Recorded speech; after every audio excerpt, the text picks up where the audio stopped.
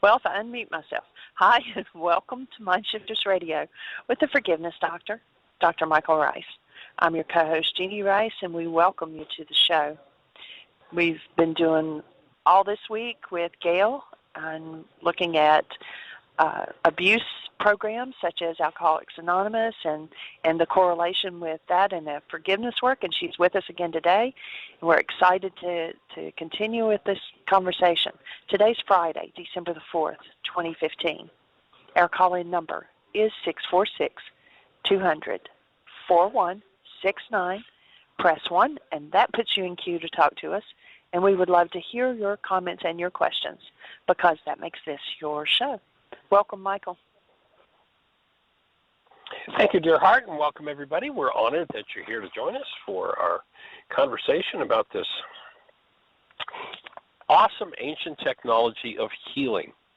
One of the things I appreciated that Gail shared with us on Monday is that the root of the 12th step program initially came out of a thing called the Oxford Group, which was a group practicing what was understood then to be first century Christianity, not today's,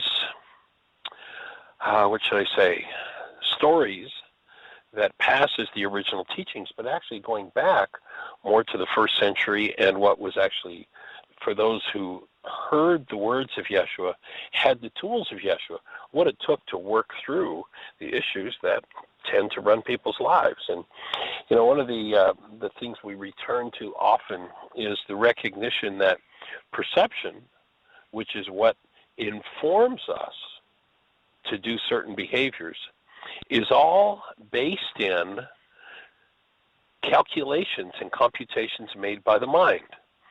We've been taught that we're looking through a set of windows on the world and we see what's happening out there. And that teaching is an absolute, total, complete, 100% proven scientific fraud. It's just not true.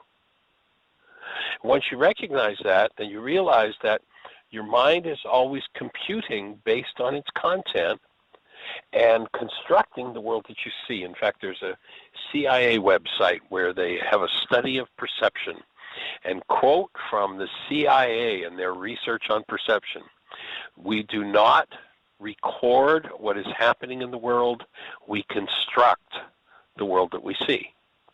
So recognizing that we construct the world that we see, then you realize that the world you see, that you live in, though we think through our windows we're looking at the same thing, it's not true. We can be standing ostensibly looking at the same world, but the computation your mind makes based on your 1,000 generations of data produces a totally different perceptual world than that which my mind computes based on 1,000 generations of data. Recognizing that, the idea is to bring the perceptual system into the greatest harmony it can have with truth. And what we're speaking of, what we've been talking about all week, is the anonymous systems that have developed over the years to assist people in changing the computations made out of each individual's, we could say, multi-generational database, that 1,000 generations of data. What we know is that if fear or hostility enter into the process, it's been signaled that your computation is incorrect and will not serve your highest and best possibilities. It's a signal that it's time to deconstruct the result of your computations, and deconstructing the result of a perceptual computation made by your mind is called forgiveness. What the Greek culture has taught us is that forgiveness is about letting ourselves or somebody else off the hook for something that we have or have not done. When that has nothing whatsoever to do with forgiveness, forgiveness is a tool for removing that which is in your mind that is at the root of your pain, for accessing and relieving yourself of the root of that pain. So the deconstruction process, the removal process, is called forgiveness. And as you enter into the the process of forgiveness, you become freed from literally the capacity for hostility or fear. There are many systems that have been developed over the eons for teaching people to do that.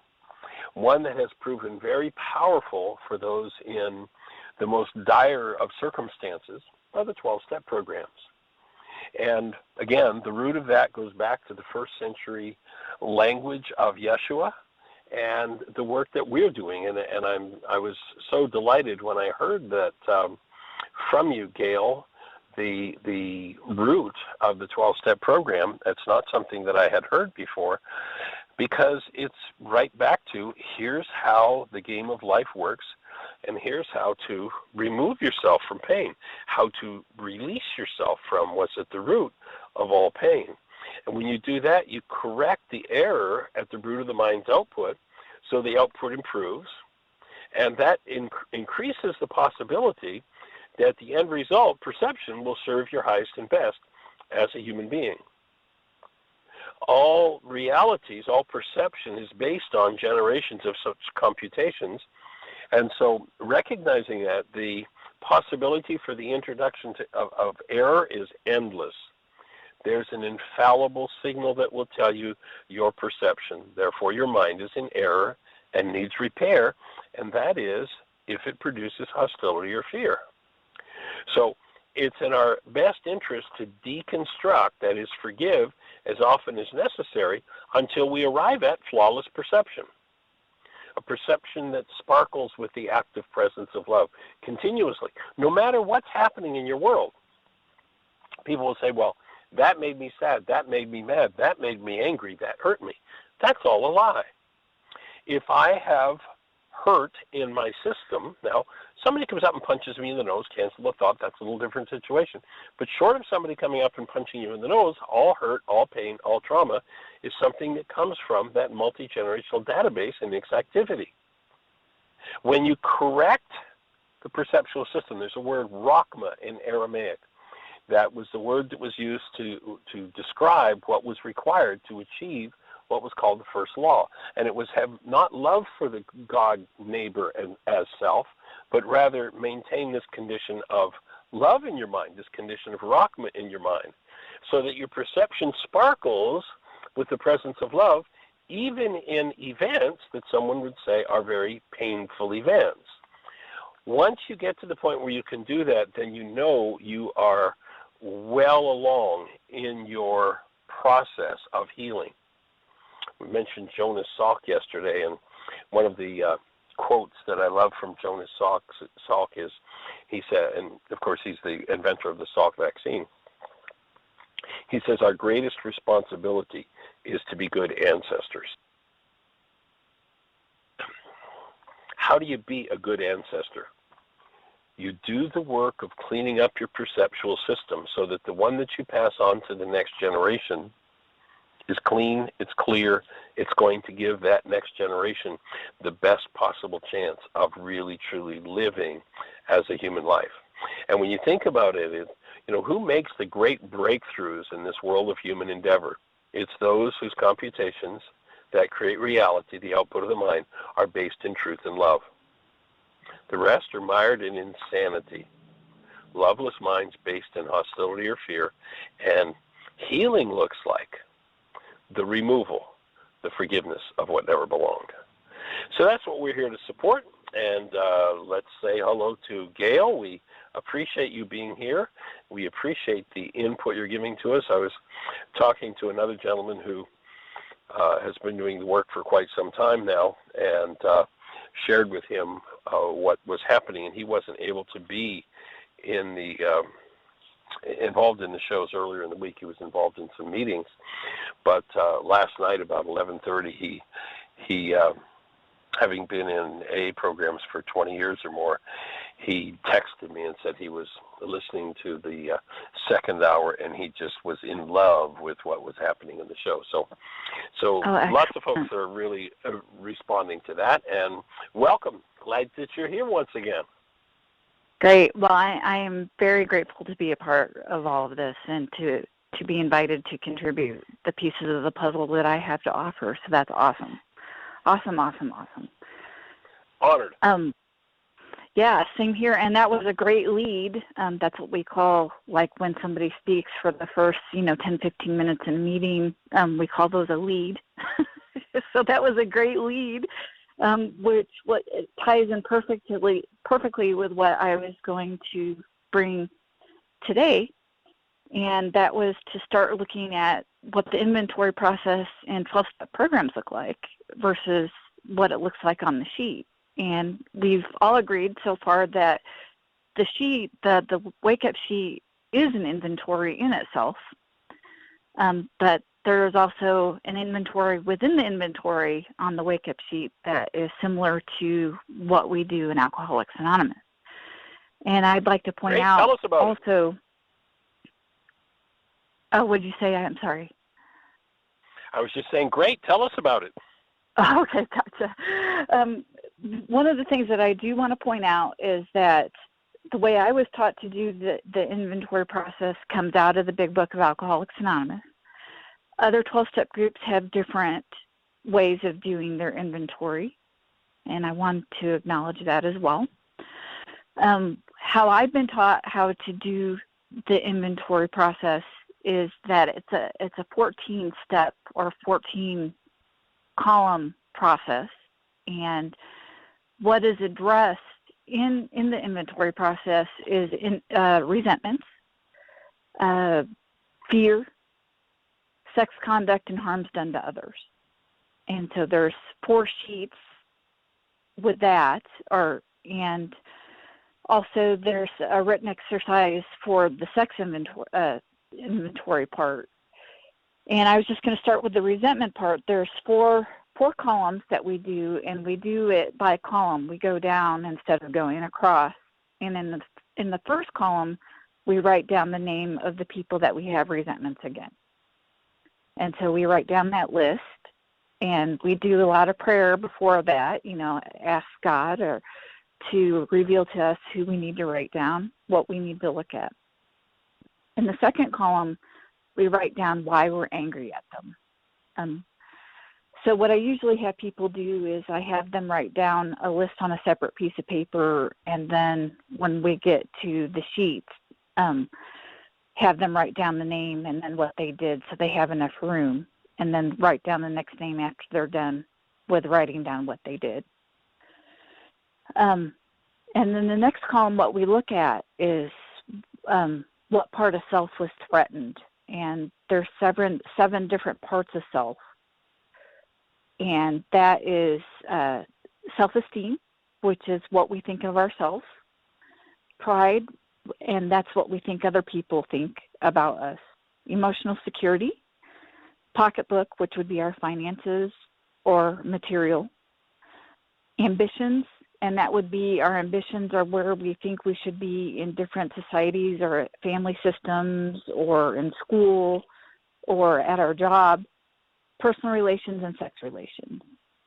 And the thinking here is that if we are God-centered, or as we say in the Aramaic system, if we're able to express ourselves as being love, then what other people do outside of us does not affect us.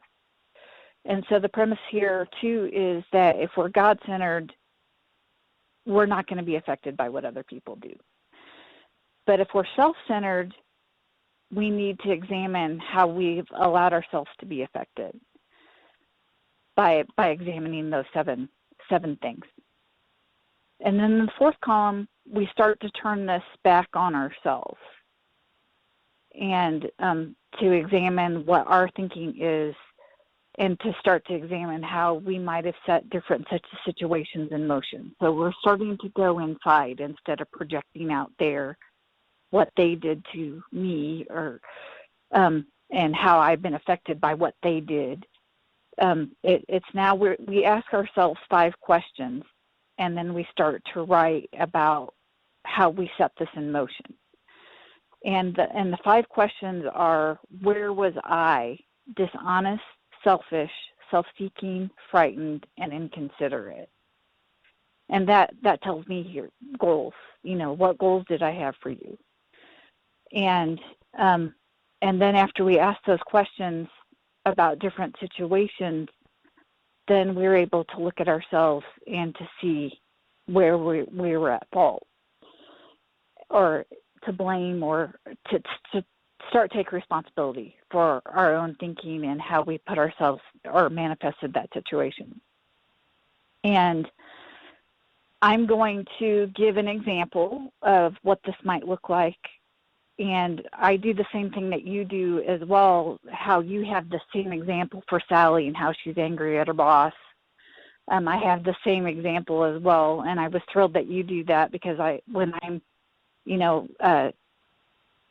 showing, or I don't want to say teaching, but teaching or demonstrating how to work the steps, I use the same example as well. So anyway, the example that I use every single time that I present this piece is, of course, the father of my children, my ex, so to speak. I'm not supposed to call him the ex anymore, but his name is Kyle, and so I put his name in the first thing. What he did, he cheated on me. He was very abusive. He never got sober in our relationship, and the list goes on. What did he affect? He affected everything. He affected self-esteem, pride, emotional security, pocketbook, ambitions, personal relations, and sex relations for sure. And then when I started to turn this back on me, where was I dishonest, selfish, self-seeking, frightened, and inconsiderate? I could say I was dishonest with him because I wasn't able to be me with him. And so that was one way of being dishonest with him. The way that I was selfish with him is that I did not acknowledge his disease as being a disease. I was selfish because I wanted his 100% attention, and if he couldn't give it to me the way that I wanted it, then I would cheat on him. I would seek that attention someplace else. So that was how I was selfish, is in that way. Self-seeking is still wanting all of his attention. I was very addicted to the father of my children and was very much addicted to the attention that he gave me when he gave it to me in a certain way. And so I was constantly seeking that or trying to get that from him because I wasn't comfortable or had how did you say that the other day, had pain that I was trying to reconcile through our relationship and being addicted to him.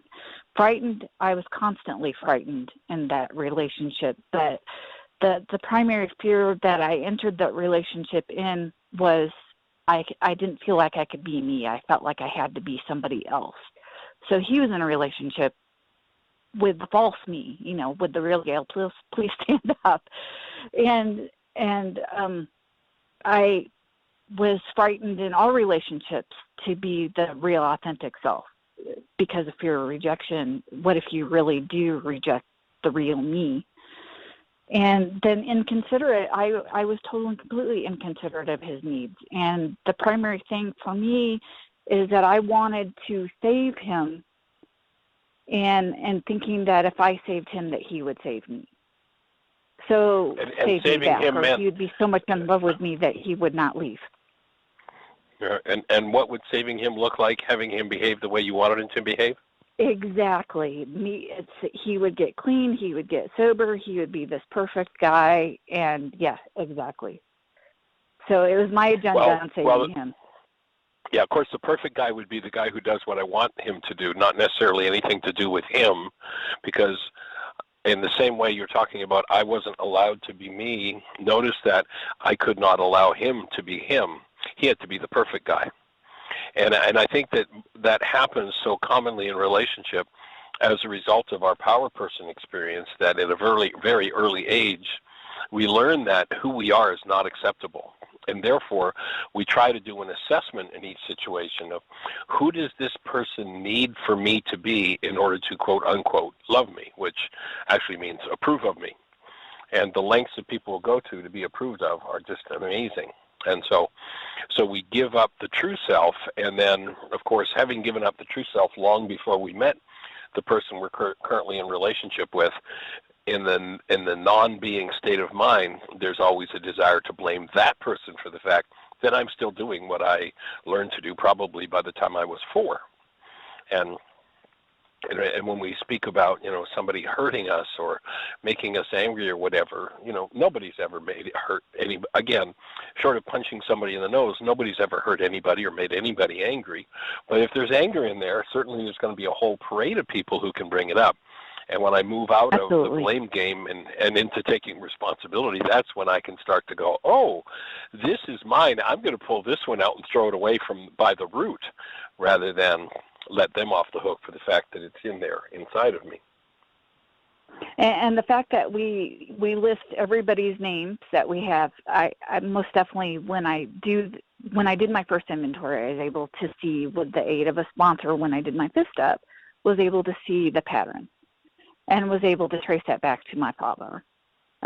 Definitely the need to, having been abandoned by my father at the age of 5 with a divorce, and him being a Vietnam vet and being able to get his needs met through my mother, what he thought he needed to have his needs met, and being told that your father wouldn't have left if you were a boy, et cetera, et cetera. I did get to the place where I felt like I needed to save both of my parents in order to change them so they would be better parents and meet my needs. So that is most definitely a cycle of behavior that I was able to look at by doing this inventory, and also doing the fifth step and talking to a sponsor who was able to identify the cycle or the pattern as well.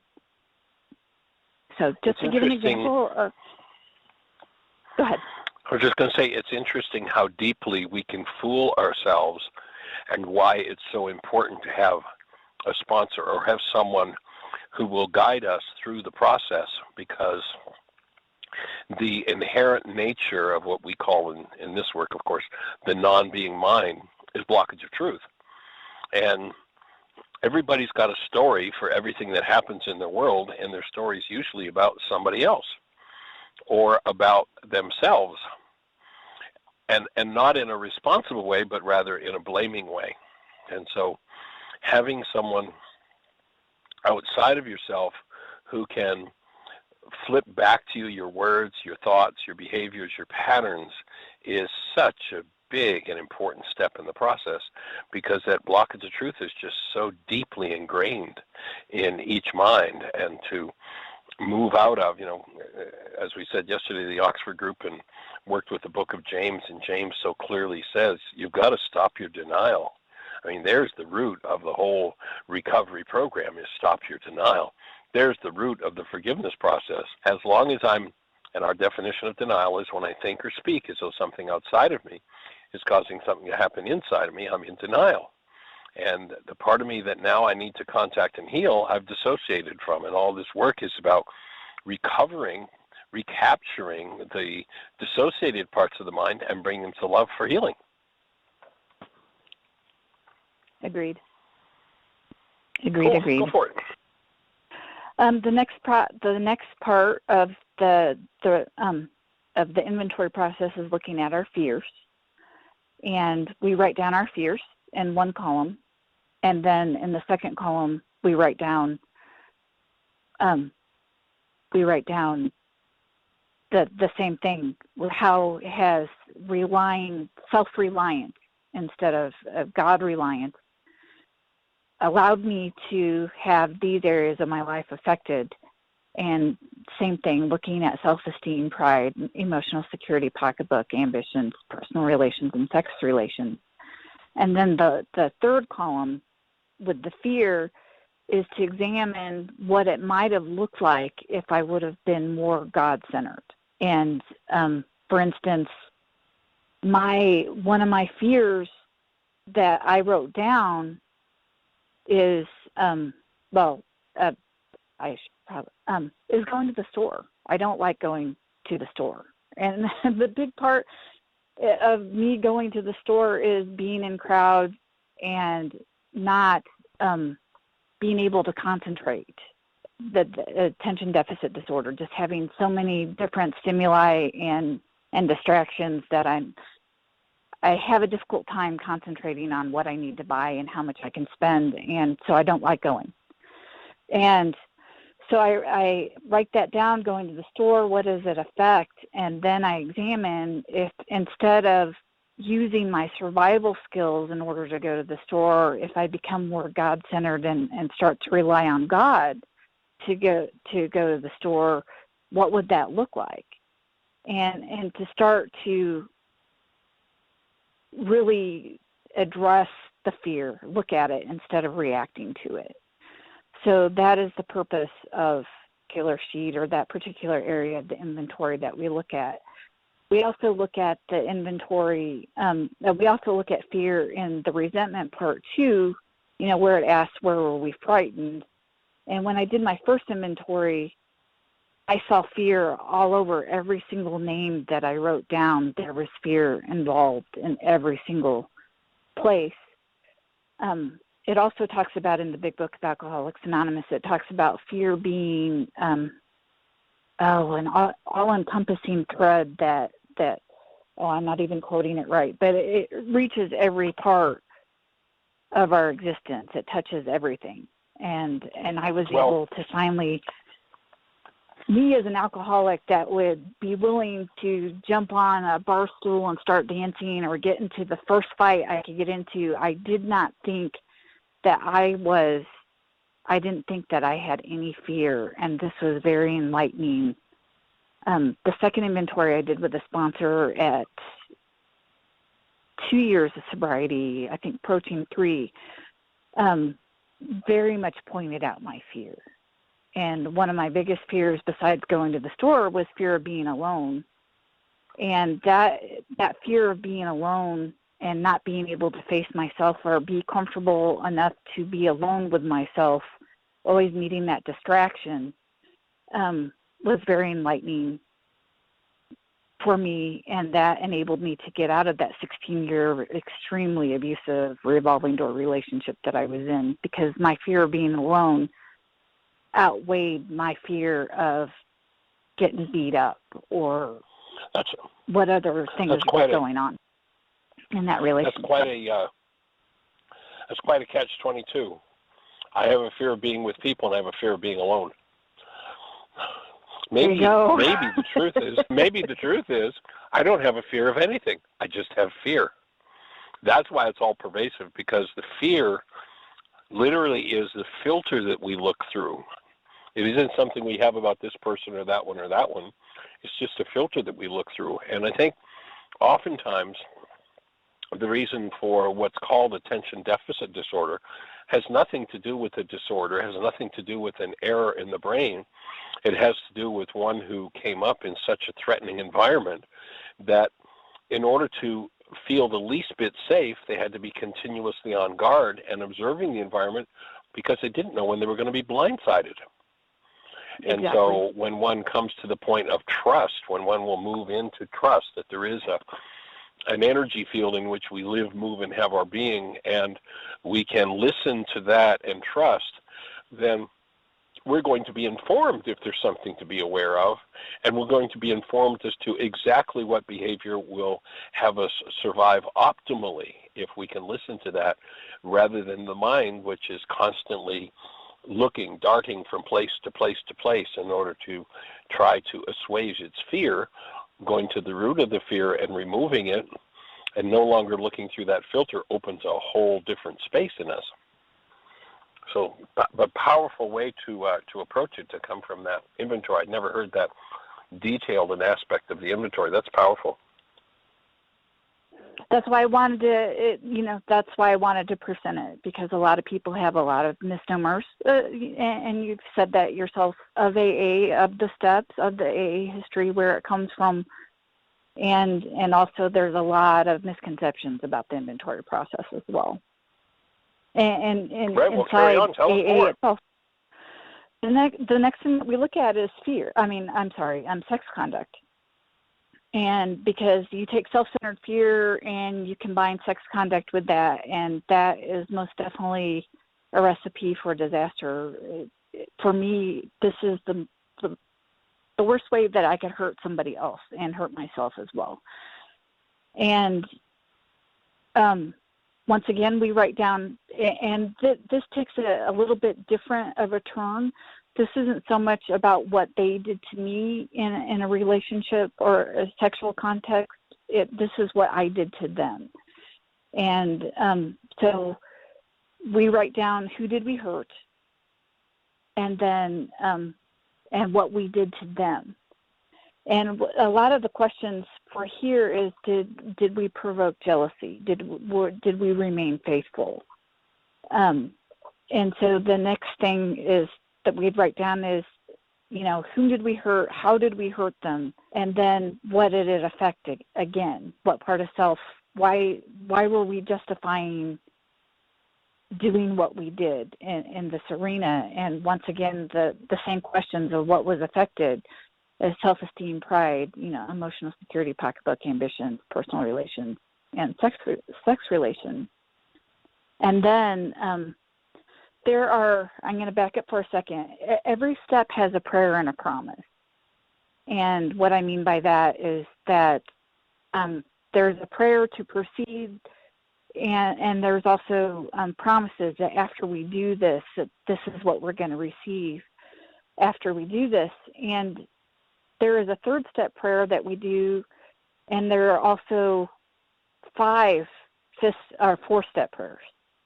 There is the resentment prayer, which asks us to keep us from being angry, help us to see that the other person is sick as well. There's a fear prayer that asks God to remove our fear so we can be who you need us to be. And there's 3 sex prayers. And prayers is that we ask God to mold our ideals and to help us live up to them. We ask God in meditation what we should do in each specific matter, and we earnestly pray for the right ideal, for guidance in each questionable situation, for sanity and for the strength to do the right thing. And so we examine in the sex part of the inventory, we look at what we did to them and look inside of us and I start to see a pattern of, if I couldn't get the kind of attention the way that I wanted the attention, then I would move on to the next person.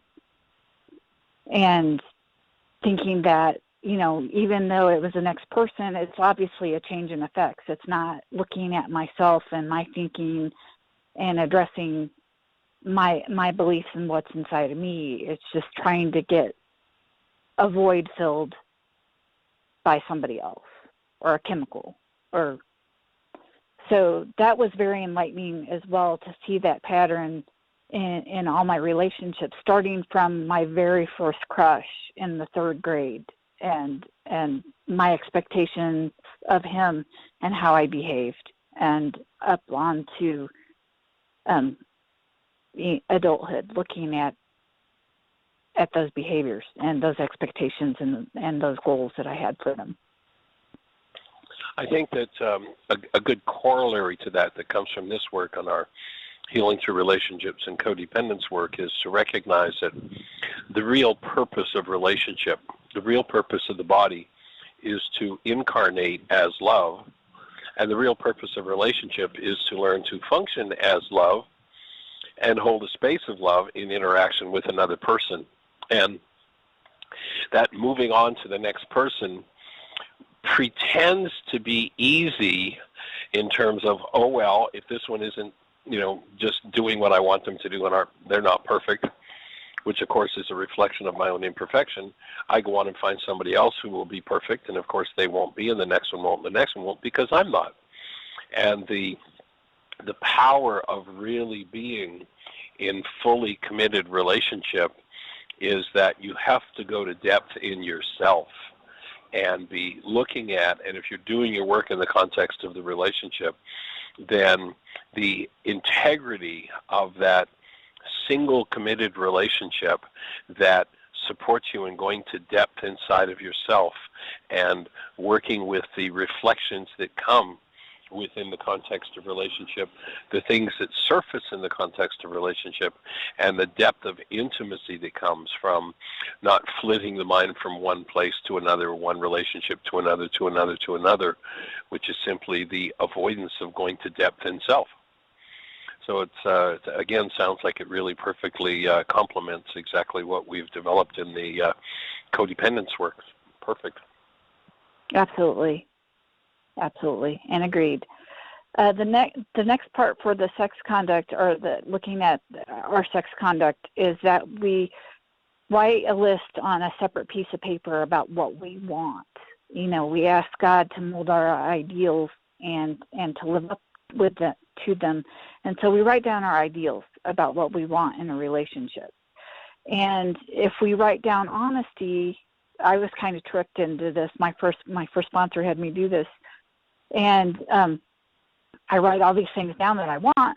And, you know, I want honesty, I want loyalty, I want somebody that is trustworthy, I want somebody that I can laugh and have fun with, and want somebody that works the steps and is in the program and is committed to their recovery. And as soon as I wrote those all down and shared them with her, she's like, well, you have to be these too. It's like, damn. Exactly. It was like, if you want this, you have to be this. You have to do this as well. Well, and the truth is, is that bringing something up for you? Yeah, I'm coughing. The truth is, the only place you can get it is inside yourself. Nobody else can give Absolutely. it to you. Someone else can support you in having it inside yourself. And as you give it as a gift, you get to receive it. And as they give it as a gift, they get to receive it. And that's the power of working in a relationship. It's so awesome. Yeah, it is. I loved it. At first it was like, and then I was like, okay, you know, I get this. So if I want it, I need to do it. Great. And this was an exercise that I brought forth when I was a substance abuse counselor in the prison. I did this with the guys as well. And it was great. It was great for them to start to examine that for themselves. The last part that we do in the inventory process is that we look at harms done to others. And this is people or places or things that we don't have a resentment attached to, we don't necessarily have a fear attached to, and we don't have sexual contact. None of that. It's just random acts of harm that we might have just done either in an inebriated state or in a very selfish state of mind. That would be like, bitching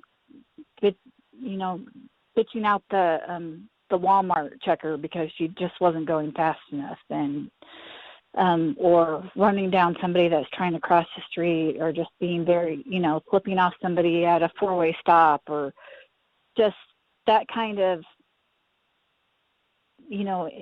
being inconsiderate and being extremely selfish, and it being all about me and acting out to those people, because guilt, shame, and remorse also blocks us off from God.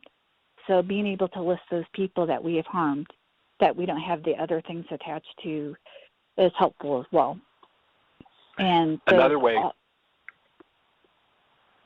to say that from the context of the why is this happening to me again work would be, I need to start to look at all the places in my life where I have given up my human life in order to behave in a way other than human. And that becomes the reflection that shows me, in order to flip somebody off of the four-way, I had to give up love in myself. Why would I do that to myself? Well, I don't deserve it. I don't have it. I've never had it. I can never be it. Whatever that whole story is about. And then once again, of course, back to the forgiveness process, the Reality Management Wake-Up Sheet, to start to remove the dynamics that take me out of the presence of love. So that inventory, too, is another very powerful reflection. Agreed. So we'll go on to step 5. Step 5 is we admitted to ourselves and to another human being the exact nature of our wrongs. wait, did I say that all? We admit to God, to ourselves, and to another human being. And what I see in the wake-up sheet, the forming of the goal for me and the canceling of the goal for me would be similar for me in the fourth column of the four-step, starting to examine the goals that I have for other people and starting to canceling those goals for other people. I see as that being the interwoven part of the fourth step.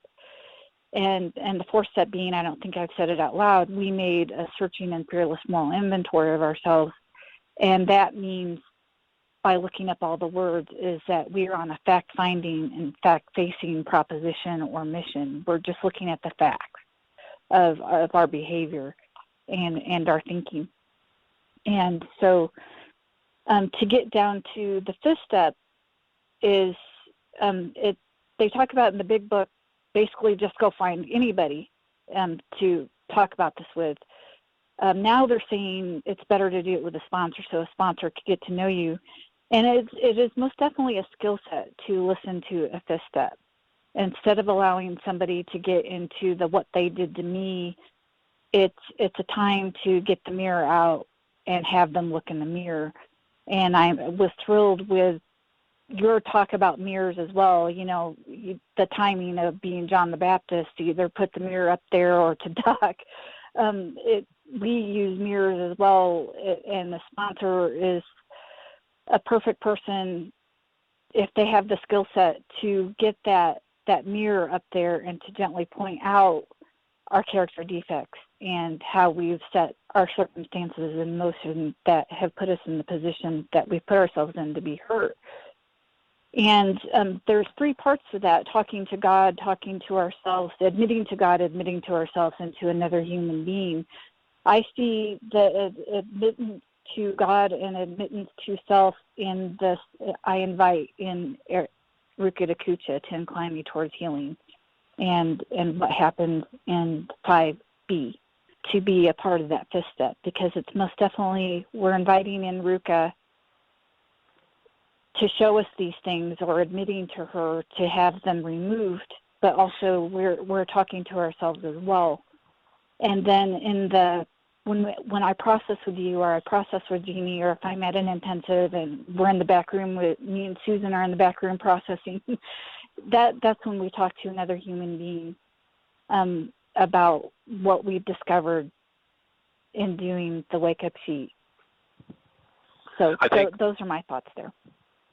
Perfect. I think that also one of the reasons for having, and I would assume this probably would tie in more with the idea of a sponsor, of the person you're going to share this with is someone who is capable of being the space of active present love, can shine that active presence of love into the mind so that I can see deeper in my mind, and what I access in the presence of that love begins to heal. I don't need to be sharing bearing my deepest soul secrets to somebody who's going to go puke it around the neighborhood or is going to throw it back in my face in a way that doesn't support healing. So that's powerful. And I just realized that I got a text from Jeanie saying that Magda had her hand up. Let's check and see if Magda still has her hand up, if she's got a thought for us. Yes. Magda? Magda, you're on.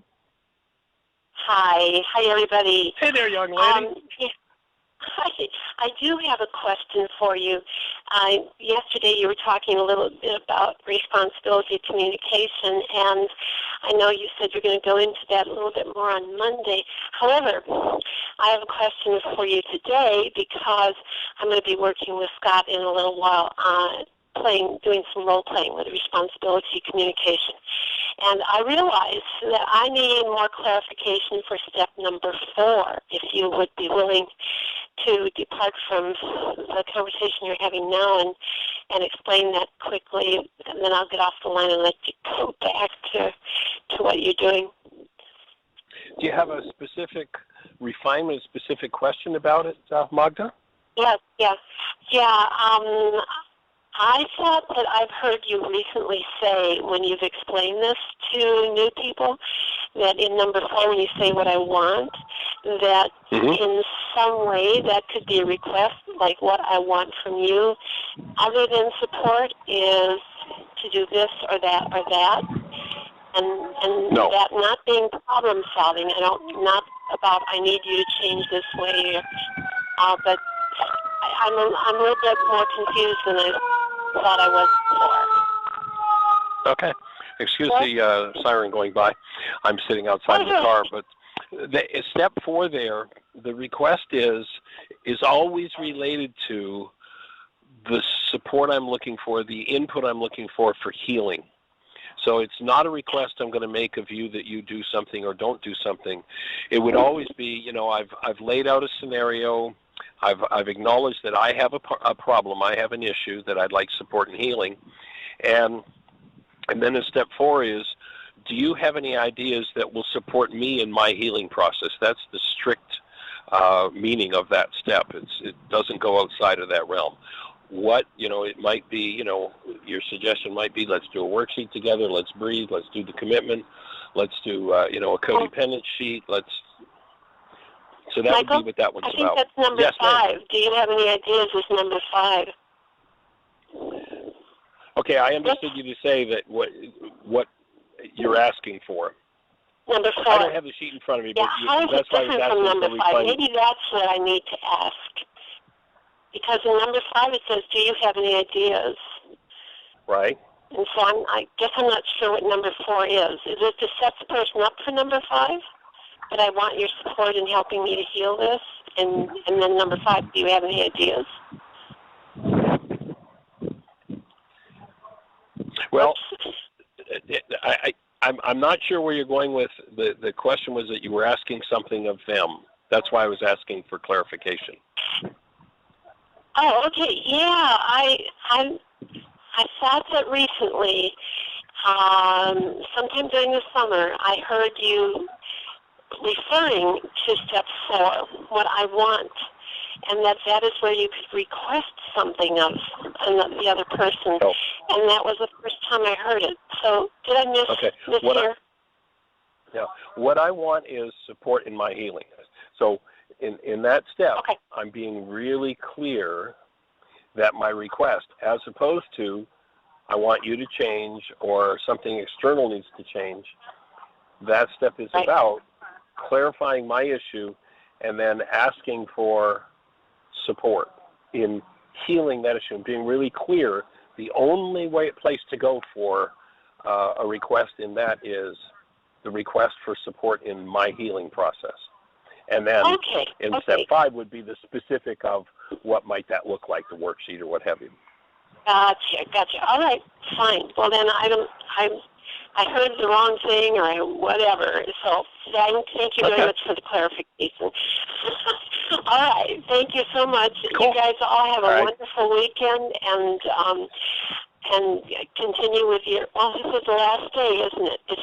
It's been a great week for the subject and topic that you've been talking about. So continue. Okay. No, great to hear your voice, Magda. You too. Yeah, you did a great job. Take care, dear. I miss you. Bye-bye. Thank you. Oh, you're welcome, and thank you. All right, blessings. And, it ties, that whole question ties right in with exactly what we're talking about with the inventory, because I'm really sitting in front of a sponsor asking them to reflect to me what they see that is my work so that I can get clear on what I'm in blockage of truth about and what I need to clean up inside of me. So, in the context of the communication, did you hear what I think I said, workshop? What we point out is that oftentimes all that people are interested in is problem solving. Gee, you came home, you frightened me, I'm scared, it's your fault. How about if you never come home like that again? I'm going to solve that problem. Where the clarity is to shift out of, I'm going to solve the problem that you caused by coming home that way. The clarity is, I want to step into my healing. So I realize that you came home a certain way, and maybe I could point out and prove to you that it's inappropriate, but that's beside the point. The truth is, I would interfere. So what I'm looking to do is to understand the root of my fear and to heal the root of my fear. And so what I'm asking for in that step is always, and the focal point being always looking for support in my healing process, as opposed to the change that I think will make it all go away and then I won't have to deal with it. Absolutely. So it fits very well with this right here at this juncture with the inventory and having that person in front of me that can really, truly, having done their work, hold the space for me to go through that piece of my work. It's pretty awesome. And they share, and I share when I listen to Fifth Steps, I share my experience as well. I don't become an expert on this. I share my experience because we have the same experiences and how that went and what I did in order to, make that better for myself. So, yeah, absolutely. Yeah. And the confidentiality is most definitely very, very, very important. Yes.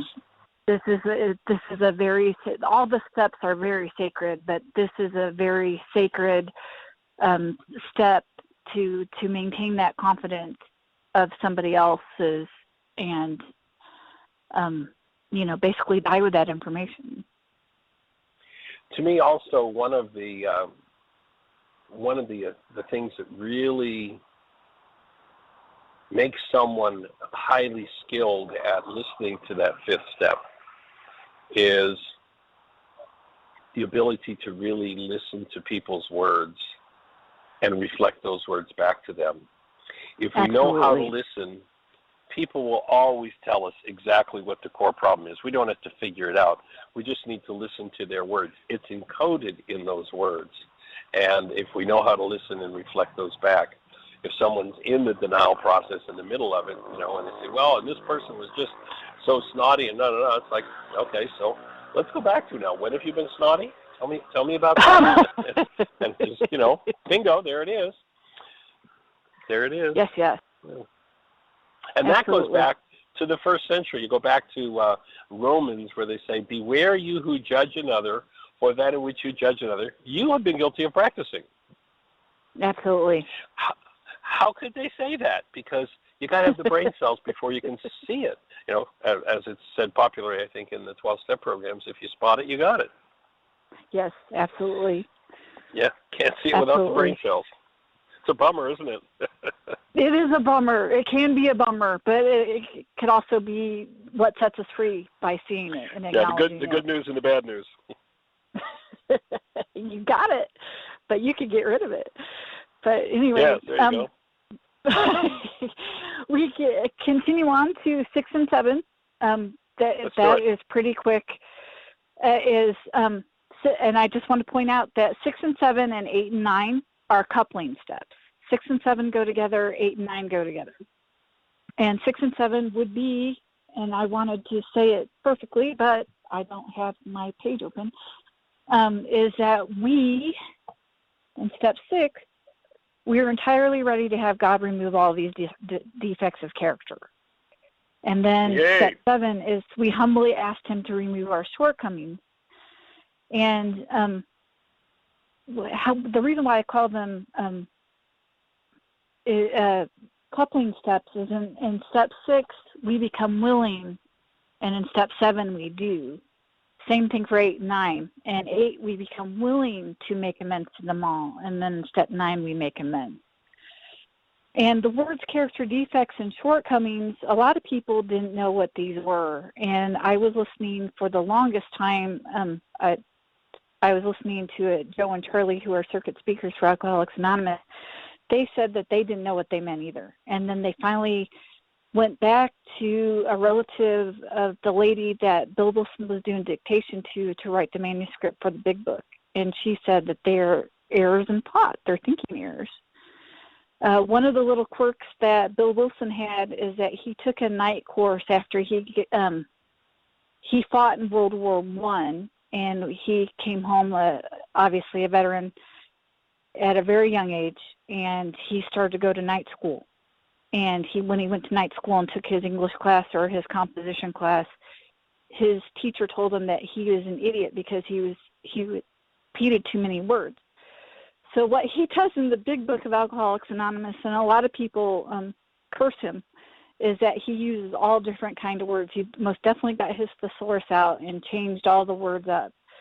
And so basically character defects and shortcomings are the same, and that they're thoughts in error, or errors in thought, and we ask God to remove these because we can't work on them. If we start to work on them, then it's basically ego, or working on ego, or self working on self, or what Albert Einstein says, that the mind that caused the problem can't solve it.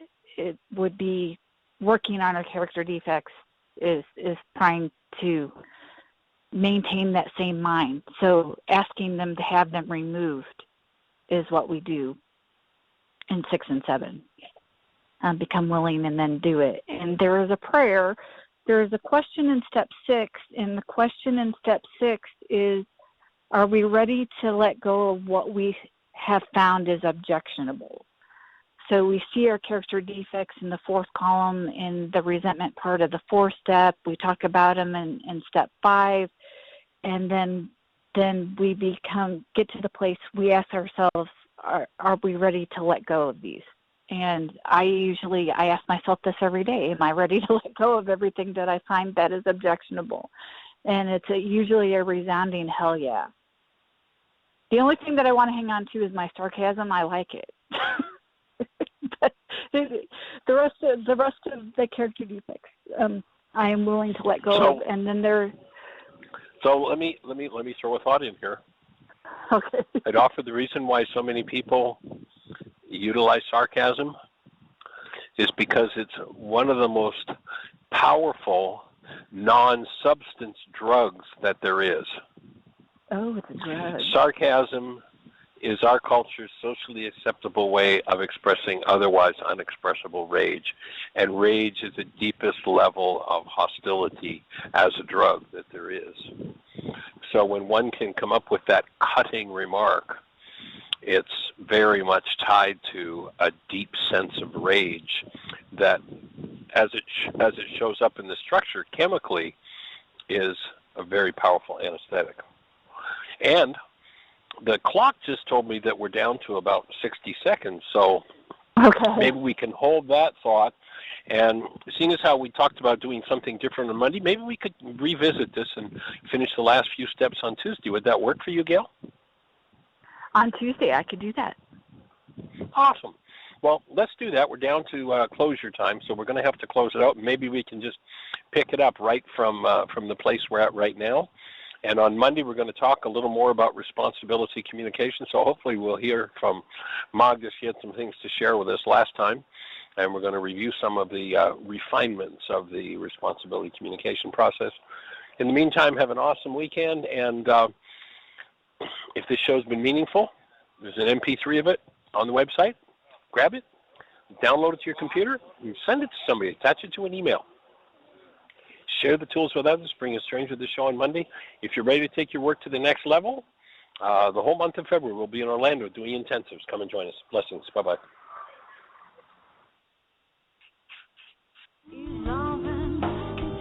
Thank you